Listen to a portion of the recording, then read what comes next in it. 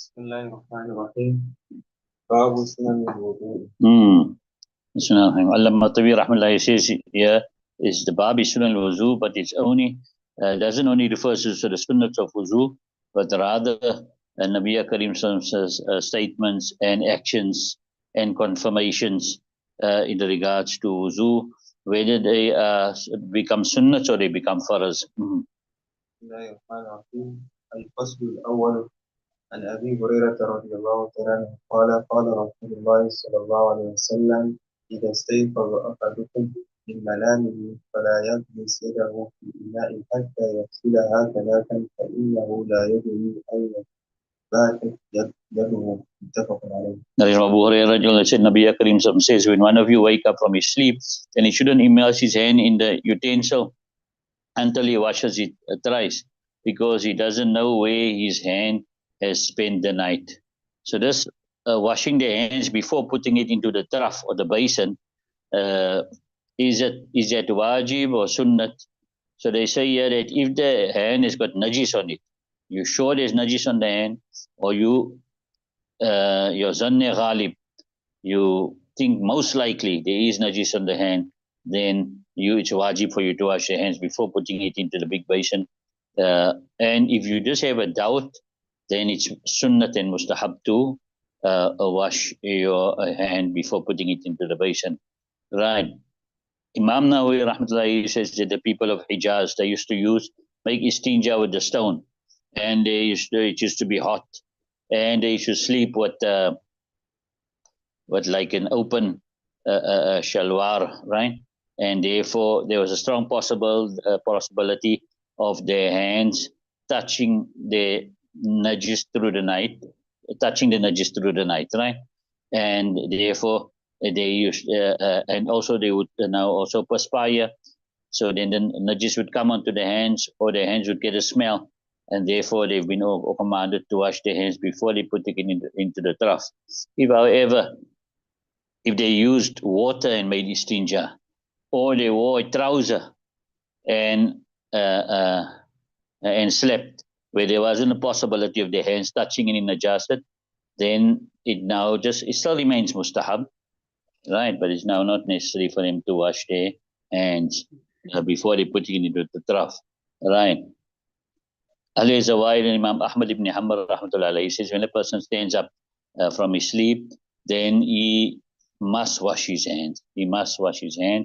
And if he puts it into the trough, then he will make it napak, right? However, Imam Ahmad rahmatullahi, he's got some restrictions there. He says if a person wakes up from the sleep, if he wakes up from unconsciousness, then it won't apply. And likewise, he says that it must be along the night, the whole night sleep, right? Not a short sleep. And the third condition he puts there is that you put it into this basin, and if you put it into some other type of basin, then also it won't apply. So it needs to be in this type of basin. If you put in the other types of basins, maybe made of something else, then it won't apply, right? Jamhur says no.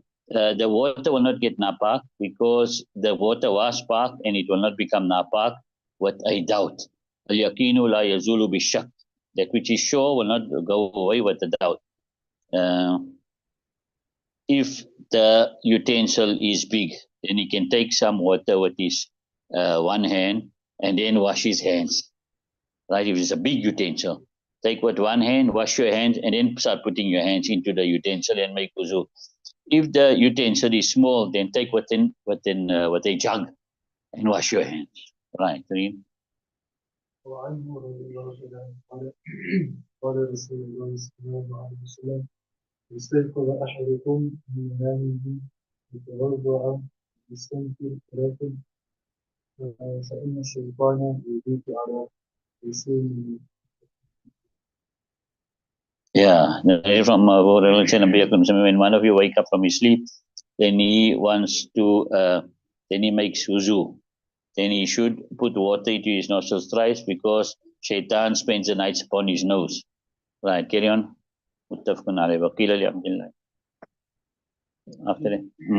قيل لعبد الله بن زيد بن الحسن رضي الله عنه كيف كان رسول الله صلى الله عليه وسلم يتوضأ دعا بالوضوء أفرغ على يديه فغسل يديه مرتين ثم مضمض واستنثر ثلاثا ثم غسل وجهه ثلاثا ثم غسل يديه مرتين إلى المرفقين ثم مسح رأسه بيديه فأقبل بهما وأدبر بدأ بمقدم الرأس ثم ذهب بهما إلى قفاه ثم ردهما حتى رجع إلى المكان الذي بدأ منه ثم غسل رجليه رواه مالك ونسائي وأبي داود نحوه. Right.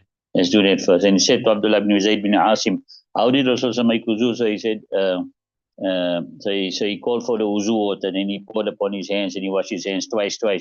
Then he gargled his mouth, then he washed his nose thrice. Then he washed his face thrice, and he washed his hands, his arms twice until the elbows. Then he made masa of his head with his hands. Then he went forward with them, then he went back with them.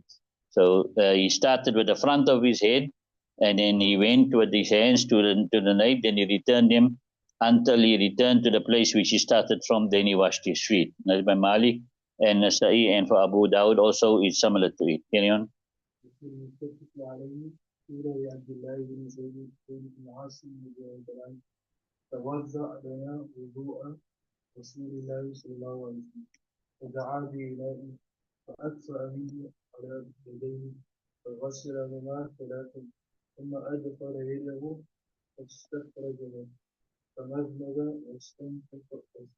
واستنشق من كف واحد وفعل ذلك ثلاثا ثم أدخل يده فاستخرجها فغسل وجهه ثلاثا ثم أدخل يده فاستخرجها فغسل يديه المرفقين مرتين ثم أدخل يده فاستخرجها فمسح برأسه أقبل يديه وأدبر ثم غسل رجليه إلى الكعبين ثم قال هكذا كان في رسول الله صلى الله عليه وسلم في رواية. Okay, let's first do that.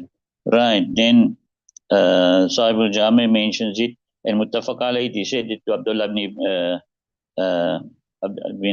Zayd bin Asim, that make wuzu for us the wuzu of Rasulullah. So he called for a utensil, so he poured out from it upon his hands, and he washed them thrice, then he entered his hands, then he took them out, then he made gargled his mouth, and then he cleaned his nose from one arm. Then he did that thrice. You understand? Then he entered his hand and he took them out, then he washed his face thrice, then he entered his hand and took them out, then he washed his hands until the elbows twice. Then he entered his hand and took them out, and he made masa of his hand. Then he moved forward with his hands, and then he moved back. Then he washed his feet until the ankles. Then he said like this, Nabi was the wudu of Nabi Kareem Sallallahu Alaihi Wasallam.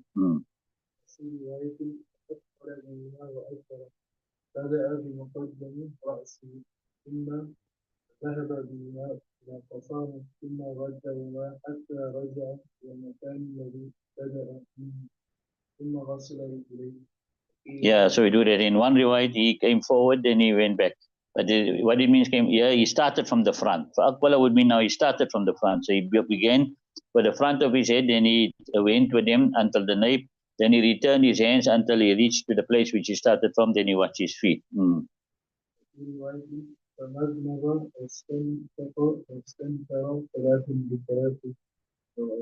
بثلاث غرفات من الماء في أخرى فمضمض واستنشق كفة واحدة وفعل ذلك ثلاثا في رواية من البخاري فمسح رأسه فأقبل بهما وأدبر مرة واحدة ثم غسل رجليه والكعبين في أخرى له فمضمض واستنثر ثلاث مرات من غرفة واحدة. Right. In one riwayat, then he made gargle his mouth, and then he cleaned his nose, and he cleaned his nose thrice with 3 different scoops of water. Right. In another riwayat, he made gargle his mouth, and he cleaned his nose with 1 scoop of water, and then he did that 3 times. And in one riwayat for Bukhari, he made masa of his head, then he advanced with them, and then he went back with them 1 time. Right. then he washed his feet until the ankles. Another riwayat for Imam Bukhari, he gargled and he cleaned his nose 3 times from 1 scoop of water. So there's all the different riwayats there showing you different ways that it was done, right? So we first come to gargling the mouth and cleaning the nose in wuzu, right? And ghusl. So Imam Shafi and Imam Ahmad says, gargling the mouth and cleaning the nose is sunnat in wuzu and ghusl. And Imam Ahmad, that was Imam Shafi and Imam Malik. Imam Ahmad he says, gargling the mouth is sunnat in both, and washing the nose is wajib in both. In other words, faraz in wuzu and ghusl. Imam Baniwa rahmatullahi says washing, gargling the mouth and istinshaq, cleaning the nose, is sunnat in wuzu and faraz in ghusl. Right. Imam Shah Malik and Imam Shafi rahmatullahi's dalil is the ayat of wuzu. Famsahu bi wujuhikum arjukum ila ka'bayn. That when you understand it. So the ayat of wuzu shows only those 4 limbs, the 4 farais. So he says, then if you're going to say that that gargling the mouth or putting water in the nose is faraz, then you're increasing over the ayat of the Quran with a khabre wahid, but a hadith, which is not correct, right? The second dalil is here, asharu min al-fitra, ay asharu min sunan al-mursaleen, and it's mentioned it's from the sunnats. There's madmada and istinshaq has been counted from the sunnats. Right. Imam Ahmad I'm not going to do Imam Ahmad's dalil. He's got a dalil of al-yastansir. You must put water in your nose. That's amr. So therefore it's faras, right? And then Imam Baniwa rahmatullahi says that yes, in wuzu it's sunnat, and in ghusl, why is it faras? Because the ayat of the Quran says, Fattaharu, cleanse yourself properly. You understand it? There's emphasis on cleansing. And that means even those limbs which are min wajhin outside and min wajhin inside, it needs to be cleansed. Now, if you look at the mouth, if you look at it from one aspect, it is outside. Because if you gargle your mouth whilst you're fasting, you put water into your mouth whilst fasting, your fast doesn't break. That means it's outside. It's not inside the body. And if you swallow your saliva whilst fasting,